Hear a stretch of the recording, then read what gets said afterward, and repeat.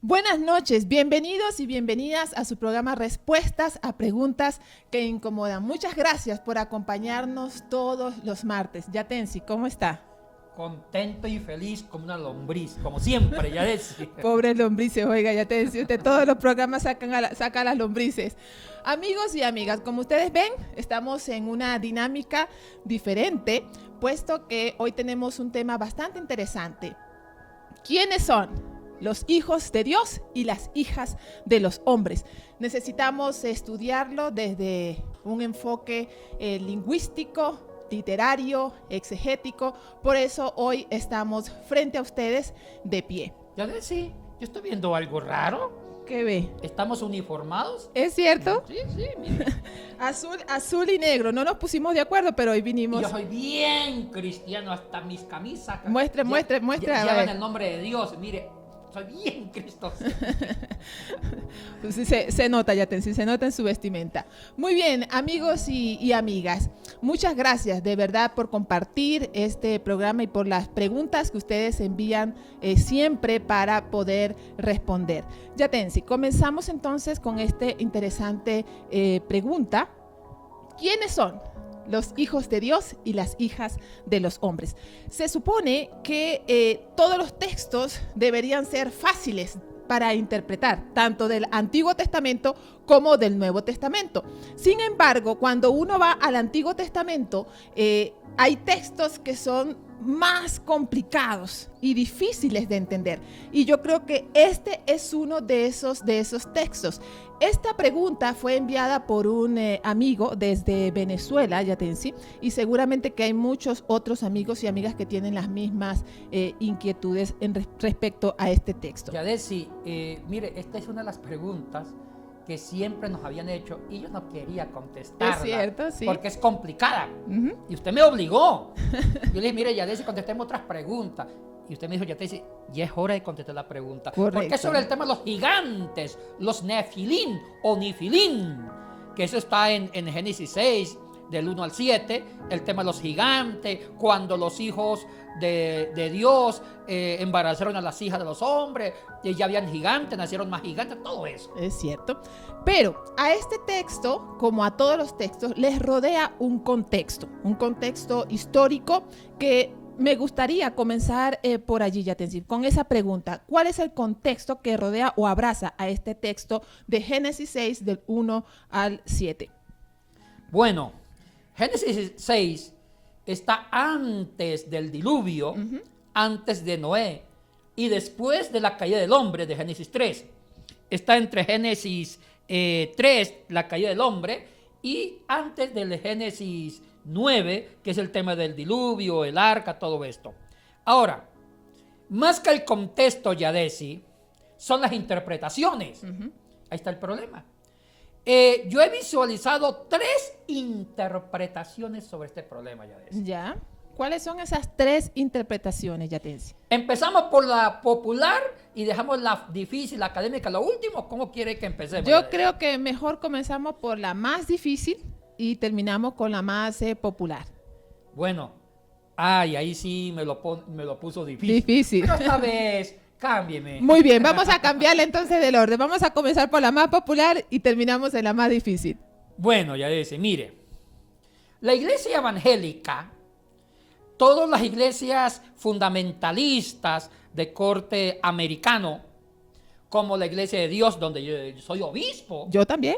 Y aspiro a ser supervisor mundial. No, eso es un chiste. Por favor, los que me escuchan, los supervisores, no piensen que... No, yo no me meto en eso. Es un chiste. Ahora, los aliancistas, los bautistas, las iglesias del Pacto, Asamblea de Dios, son parte de un movimiento que se llama el fundamentalismo, que viene de Norteamérica. No vamos a hablar del fundamentalismo porque no es el momento. Ahora, estas iglesias conservadoras, fundamentalistas, ya tienen una interpretación sobre Génesis 6, los versículos del 1 al 7, sobre los gigantes, producto de la fecundación entre los hijos de Dios y las hijas de los hombres. Correcto. Ahora, ¿qué dicen ellos? Que los hijos de los hijos de Dios eran ángeles. Algunos dicen que eran ángeles caídos, ángeles en desobediencia. Otros dicen no, eran ángeles que no habían caído en pecado.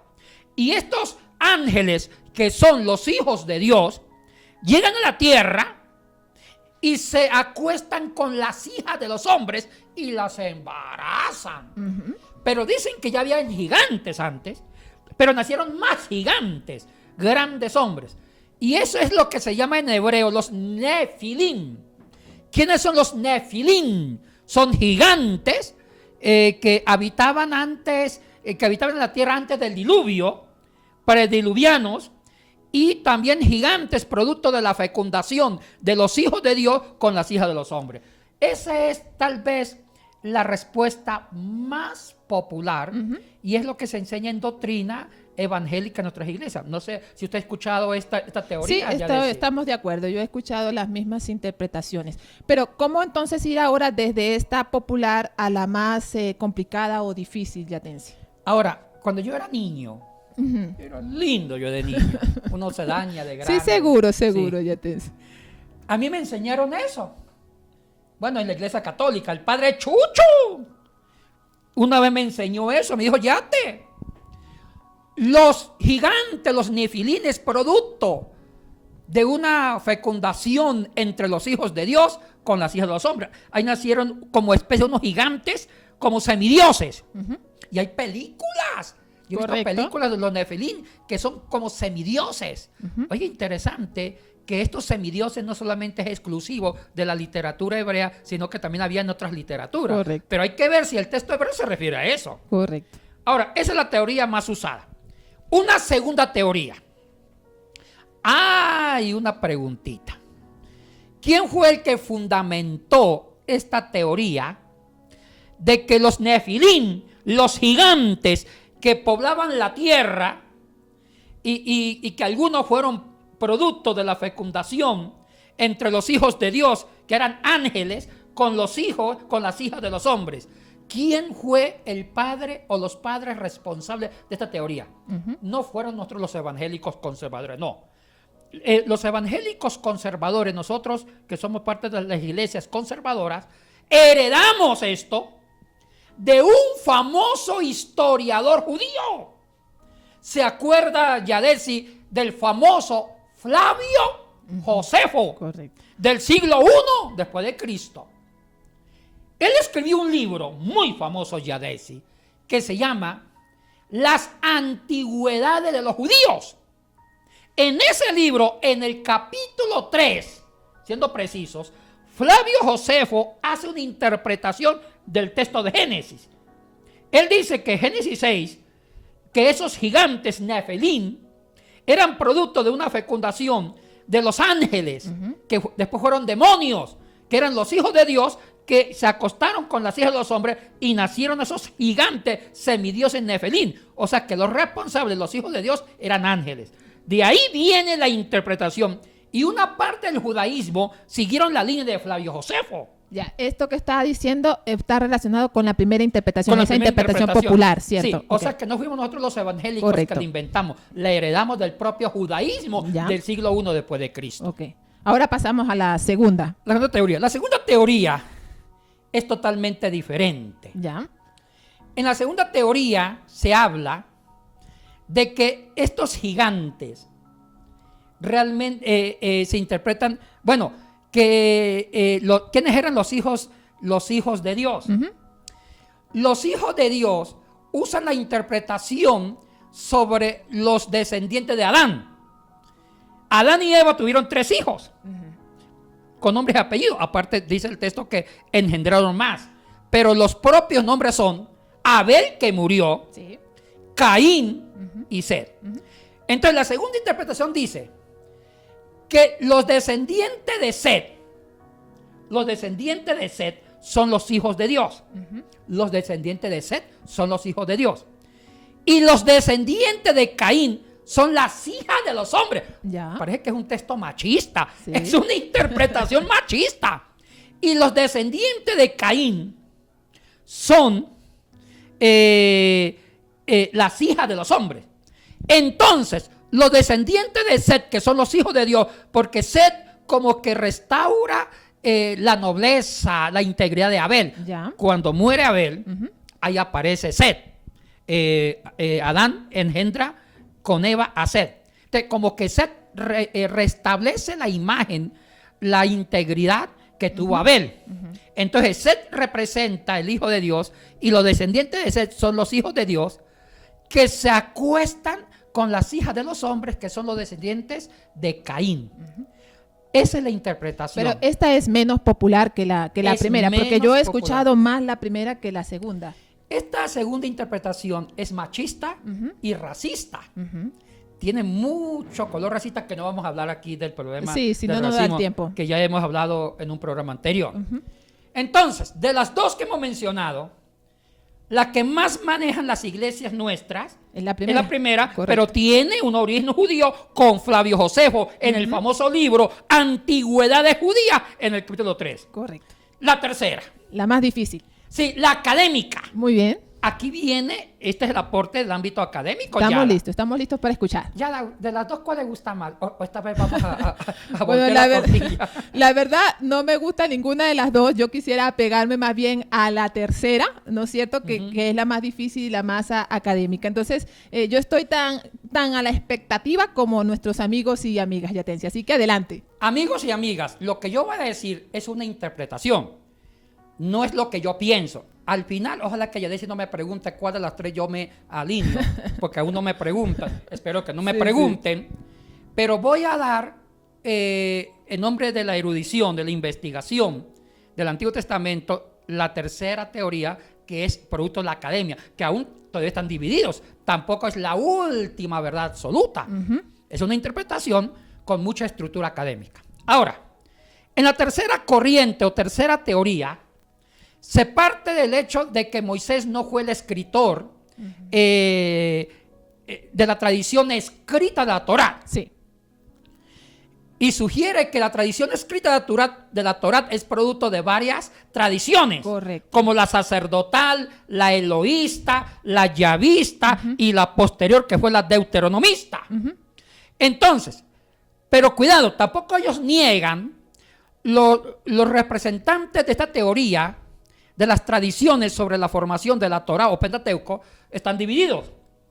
Voy a representar el ala conservadora de esta teoría, que dice, Moisés fue el fundamento del Pentateuco, de la Torá, de la legislación, pero de la tradición oral. Moisés fue el gran visionario de la parte legal, jurídica del judaísmo, pero en la tradición oral. Y es cierto, Moisés no sabía hebreo, el hebreo se aprende en Canaán, del paleohebreo. Correcto. Entonces es posible que Moisés formó bajo la orientación divina la ley, pero la ley quedó en un marco oral, porque escribir antiguamente era difícil, no había papel, Seguro. Todavía no estaba el papiro, no había esfero, no había computadora. Así es. Entonces, antiguamente los antiguos relatos, los macro relatos, los metarrelatos se formaban en tradición oral y se memorizaban. Y el mismo Antiguo Testamento hablan de que los padres transmitían la ley en forma oral. Correcto. La memorizaban. Entonces yo creo que Moisés es el padre del Pentateuco en la tradición oral. Ya. Pero en la tradición escrita, con el propio hebreo, surgieron varias tradiciones. Sacerdotal, eloísta, yavista y deuteronomista. Entonces dice que Génesis 6 es parte de la tradición sacerdotal. Lo responsable de Génesis 6 es la tradición sacerdotal. Otros discrepan. Dicen que no, que es un fragmento de la tradición eloísta, porque la tradición sacerdotal era mucho más compacta, más narrativa. Ahora, ¿cómo se entiende, Yatensi, para tener un mejor concepto, la tradición sacerdotal? ¿Por qué se le llama sacerdotal? Porque los que escribieron esa perspectiva de la ley, de la Torá, fueron los sacerdotes de Jerusalén. Muy bien. Por el siglo VI a.C., siglo V. Okay. Ahora, la tradición eloísta es muy fragmentaria, son pequeños versos, es muy fragmentaria. Entonces, muchos dicen que el capítulo 6 de Génesis, donde hablan de los Nefilim, de los gigantes, es obra de la tradición escrita de eloísta, porque ellos eran enemigos de todo el tema del gobierno de los reinados. Ellos fueron profetas que criticaron la política de los reinados. Eran antimonárquicos. Porque sí, el texto va en contra de una denuncia de los manejos de las monarquías. Entonces ellos dicen, Génesis 6 es producto de la tradición eloísta, aunque otros dicen de la tradición sacerdotal. ¿Cuál será? No me voy a meter aquí, que no es el motivo. ¿Por qué? Ahora sí, y le hemos finito. Ellos usan el hebreo, son académicos. Correcto. De pura raza. En hebreo, la palabra gigantes que está en en Génesis 6, versos del 1 al 7, es así. Hagámoslo grande. Disculpe mi caligrafía. Ya. Antes el hebreo no tenía vocales. Las vocales aparecieron con los masoretas después del siglo VI. Pero ya cuando le colocaron vocales, se lee así. Los ne. Esta es la nun. Esta es la famosa P, que se lee como una F cuando está en medio. Entonces se lee como F. Ne, fi, lin. Se pone una yod al final y una men al final, que es una consonante, la men final. Entonces se lee así. Ne, filín. Vamos a transliteralizar el español. En el español sí va de izquierda a derecha. Sería así. Los nefilín. ¿Qué traduce los nefilín? Aquí está el problema. Se ha traducido en muchas versiones como gigantes. Gigantes. Y no es gigantes.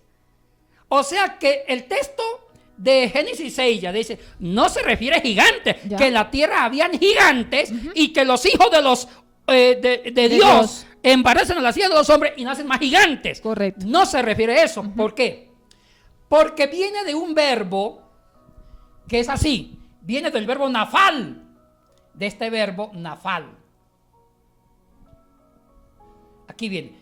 Ven, las tres primeras consonantes vienen de este verbo. Y nafal significa caer. La nun, la p y la lamen significa caer. Pero este verbo conjugado, y ahí voy a mencionar algo que no quiero profundizar. A propósito, vamos a dar un curso de hebreo por el Semisud. Ya. Sépanlo, vamos a enseñar hebreo en un semestre, en las noches, los que estén interesados. Después ya se dará la información respectiva.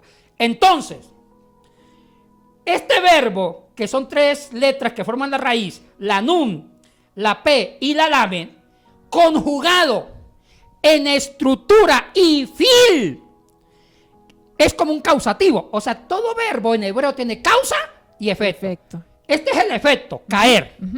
Pero conjugado en ifil, que es causativo, significa derribar. ¿Qué es lo que causa una caída? ¿Qué es lo que causa una caída? Que lo derriben. Entonces, esta raíz verbal, la nun, la p, la lame, que significa caer, conjugado en estructura ifil, significa derribar, tumbar, destruir. Y da los nifilín. O sea que nifilín es un sustantivo de la estructura ifil que es causativa. ¿Y cómo traduce los nefilín? Traduce los que derriban, los que tumban a otro, que no necesariamente significa gigantes. Ya. Sí, ¿De dónde salió entonces esa palabra gigantes? El griego, hija mía, el griego. ¿Por qué? Le cuento el chisme. Sí. Ay, mi hermano, todos somos chismosos por naturaleza, pero hay que reorientar el chisme. Este es un chisme académico. Eso. Orientemos ese potencial a la academia. Muy bien. El chisme sale bonito. Sí. Ahora, en la versión de los 70, Yadesi, en el año 250 a.C., se produjo la traducción del hebreo, del arameo al griego, lo que se llamó la Septuaginta. Fue en la Septuaginta, en el capítulo 6, en el versículo del 1 al 7, que la palabra nifilín se reemplazó por la palabra griega gigans, que esto es griego, con letras griegas, gigans, Ya. que en el latín se transliteralizó al latín, porque el latín es hijo del griego, igual como el griego, gigante. La palabra gigante en latín, que es igual que en castellano, viene del griego gigans, con letras griegas, que significa gigante. O sea que fue la versión griega la que le dio el sentido de estatura alta, Oh, ya. de gigante. Pero en el hebreo no significa literalmente gigante, sino alguien que ataca, alguien que devora, alguien que tumba. Y Ya. puede ser un enano. Correcto. Es como que Andresito, chiquito, bonito, tumba a un gigante. Sí. Entonces, a él le pueden decir Nefilín, porque tumbó a otro, no porque sea alto. Ok. Entonces, ahí está el problema semántico. Esto es en relación a los gigantes, Yatensi, pero antes que se nos acabe el tiempo, solo nos quedan unos minutos. ¿Quiénes eran los hijos de Dios y las hijas de los hombres entonces? Porque usted nos dio dos interpretaciones anteriores y nos nombró esos hijos de Dios y esas hijas de los hombres. Ahora, en esta tercera interpretación, que es la más difícil y académica, ¿cómo se entienden estos dos, hijos de Dios e hijas de los hombres? Ahora sí, ya dice, muy buena su pregunta. Las preguntas inteligentes como esta uno las ayuda a aterrizar. ¿Seguro? Entonces, voy a contestar en base a la tercera teoría. Entonces dice que este es un texto hebreo retrospectivo. Habla de una historia retrospectiva. Me explico, ¿qué es eso? Y esto es frecuente en todas las profecías y todo el Antiguo Testamento. El que elaboró la tradición eloísta, escrita, que elaboró este texto de Génesis, quiere describir el origen del pecado. Ya. El origen del pecado para la tradición eloísta es cuando los poderosos, y mire que la tradición eloísta hace una crítica a los malos reyes del reino del norte de Israel, que usaban el poder para tumbar los pequeños, para crear más viudas, crear huérfanos, para mandar a matar, Ya. para saquear. Entonces, está diciendo que estos Nifilín eran reyes malos que creaban gente pobre y creaban un gobierno de injusticia. Ya. Entonces, es un relato de la tradición eloísta que está criticando los malos gobiernos y que el origen de la maldad es que los que tienen el poder derriban a los pequeños. Ahí viene ya. el origen de la maldad. Y dicen que Génesis 6 es una explicación más política, histórica de Génesis 3. Ya. Génesis 3 habla de la caída del hombre por la desobediencia. En cambio, Génesis 6 es un relato eloísta.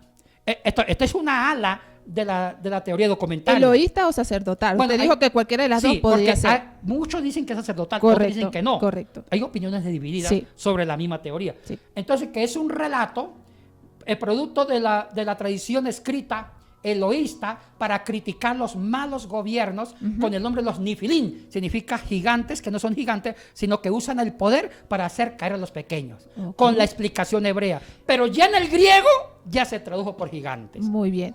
Ahora, Yatensi, cuando uno lee este texto en la Reina Valera, sobre todo, da a entender como que el diluvio es consecuencia de esta narración.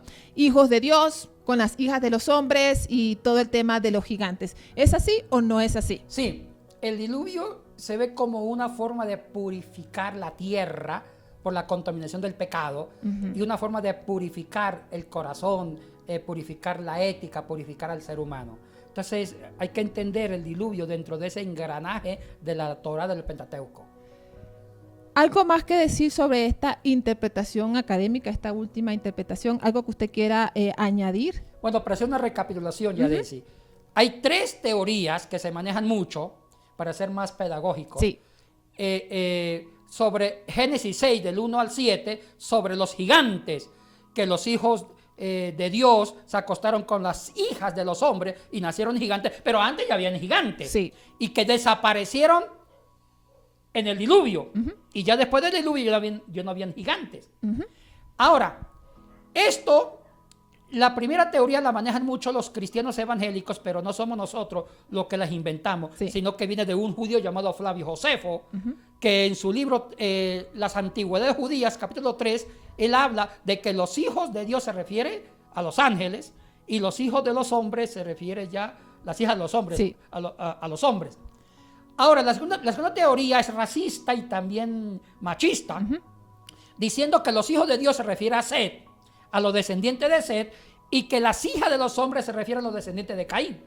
Esta es la que menos se maneja. Pero la tercera, la académica, es la que la más académica, dice que hay que ver el contexto, quién forma el Pentateuco, y dice que es un relato de la tradición eloísta escrita. Otros dicen que es sacerdotal, pero yo me inclino más por la eloísta, sin decir que Moisés no escribió la Torá. No, Moisés es el padre de la tradición oral de la Torá, y las tradiciones escritas vienen de diferentes tradiciones. Ahora, Yatensi, la pregunta original de la persona que mandó desde Venezuela es si este texto tiene que ver exclusivamente con el tema de las generaciones y las maldiciones hacia los hijos. No. Entonces, eso quiero que usted lo aclare para esa persona que está ahora viéndonos. No tiene nada que ver con las maldiciones generacionales. Eso es otra teología, es otro texto. Ahora, y siguiendo con esto, la explicación del hebreo es muy valioso.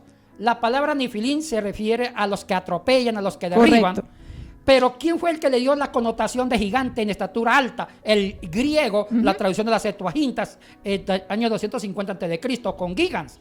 Ahora, en ese contexto, Yadesi, de los gigantes, el término nefilín se encuentra solamente 3 veces en todo el Antiguo Testamento. Ya. La primera vez que se encuentra es precisamente en Génesis 6, en los versículos 1 al 7. La segunda vez y tercera que se encuentra el término nefilín, que significa la Nun, la Pe y la Lame, que significa caer, lo encontramos en Números. ¿Ya? Capítulo 13, versículo 32 al 33. Ahí se vuelve a usar los nefilín. Cuando Moisés mandó 12 espías para que espiaran a Canaán, la tierra prometida. Un espía por cada tribu. Entonces, cuando los espías regresan donde estaba, ahí era el desierto de Parán, donde estaba Moisés, los espías dicen, ¡uy, los cananeos son gigantes! Nosotros parecíamos langosta. Y cuando dice son gigantes, usa nefilín en hebreo. Sí, sí. O sea que la palabra nefilín es muy pocas veces se usa en el hebreo. Solamente en Génesis 6, en lo que estamos hablando, y en Números, capítulo 13, versículo 32 al 33. Una última pregunta, Yatensi, para cerrar con el programa. Si tuviésemos que predicar sobre estos textos que seguramente muchos pastores y predicadores lo usan el día de hoy, ¿cuáles serían esos posibles sentidos, entendiendo que el texto es polisémico para el día de hoy? Yo usaría la tercera teoría. ¿Ya? Quise que ustedes conocieran las dos primeras. La primera es famosa, pero la tercera es académica. Yo uso la tercera para hablar la maldad de los hombres. Correcto. Cómo los hombres se creen gigantes en su pecado para crear injusticia y pobreza y miseria. Muy bien. Un aplauso entonces para Yatensi Bonilla, quien ha hecho toda una exposición magistral en esta noche sobre el tema ¿quiénes son los hijos de Dios y las hijas de los hombres? Solamente nos resta informarles de un curso que está ofreciendo el Seminario Sudamericano sobre evangélicos y política en América Latina, con el sociólogo profesor Jonathan Suárez, desde el 27 al 31 de julio, desde las 6 de la tarde hasta las 8 de la noche. Para mayor información, ustedes pueden escribir al correo que aparece en pantalla. Yatensi, ¿algo más? Y cerramos con el programa de hoy. No, muy contento, disfruté este programa. Yo también. Sigan mandando más preguntas así es. Porque si ustedes no mandan preguntas, nosotros no tenemos razón, nuestro trabajo pierde sentido, porque nosotros estamos aquí parados respondiendo a las preguntas de ustedes. Sigan mandando preguntas controversiales, aunque a mí me dé miedo. Incómodas. Incómodas. Así se llama el programa. Claro, respuestas a preguntas. A preguntas que incomodan. Sí. Y un saludo a Freddy Vareiro, el esposo de Leti, que siempre nos está ayudando aquí. Y también a Andrés Andrés Chamorro. Correcto. Sí, un buen muchacho. Muy bien, amigos y amigas, nos vemos el próximo martes.